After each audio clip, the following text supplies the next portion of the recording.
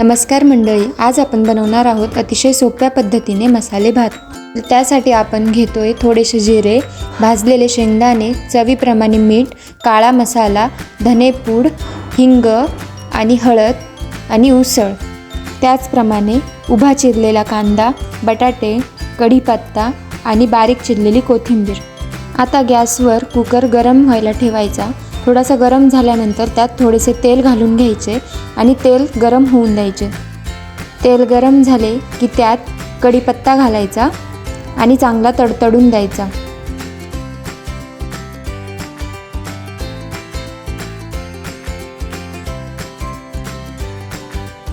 आता कढीपत्ता तडतडला की त्यात घालायचे जिरे आणि तेही चांगले फ्राय होऊन द्यायचे।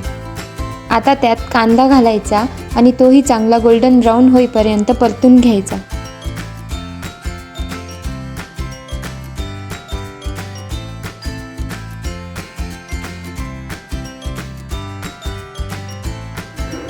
आता त्यामध्ये शेंगदाणे टाकून घ्यायचे, कारण शेंगदाणे आधीच टाकले तर ते पटकन लाल होऊन जातील म्हणून।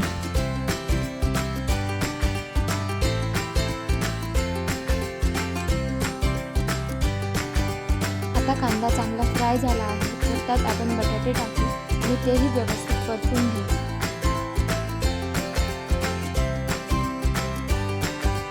आता आपण यात लसूण, खोबरं, आलं आणि कोथिंबीरीचं जे वाटण बारीक केलं होतं ते टाकून घेऊ आणि व्यवस्थित परतून घेऊयात।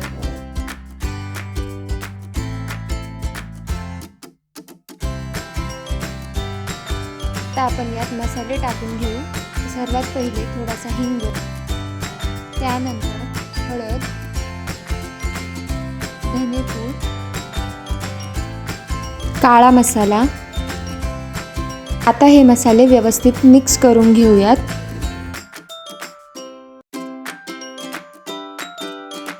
आता आपण यात उसळ टाकून घेऊ आणि तीही व्यवस्थित मिक्स करून घेऊया।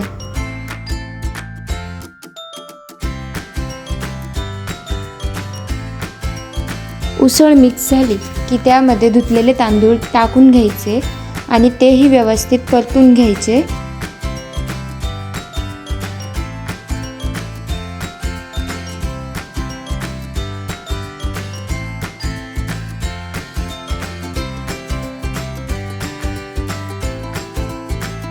आता सर्व व्यवस्थित मिक्स झालं की त्यात गरजेप्रमाणे गरम पाणी घालायचे। शक्यतो गार पाणी नाही वापरायचे, म्हणजे भाताची चव बिघडत नाही। आता आपण यात चवीप्रमाणे मीठ घालून घेऊयात। त्यानंतर बारीक चिरलेली कोथिंबीर। आता हे व्यवस्थित मिक्स करून घ्यायचं।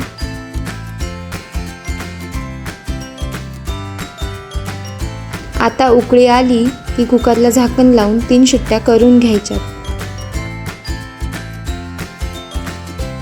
आता 3 शिट्ट्या झाल्या की कुकर व्यवस्थित थंड होऊन द्यायचा आणि त्यानंतर झाकण उघडून बघायचे तर आपला भात मस्तपैकी तयार आहे। तो व्यवस्थित हलवून घ्यायचा आणि गरमागरम सर्व करायचा। तर पुन्हा भेटूया अशाच एका अनोख्या रेसिपीसोबत। ही रेसिपी आवडली असेल तर चॅनलला लाईक, शेअर, सबस्क्राईब नक्की करा।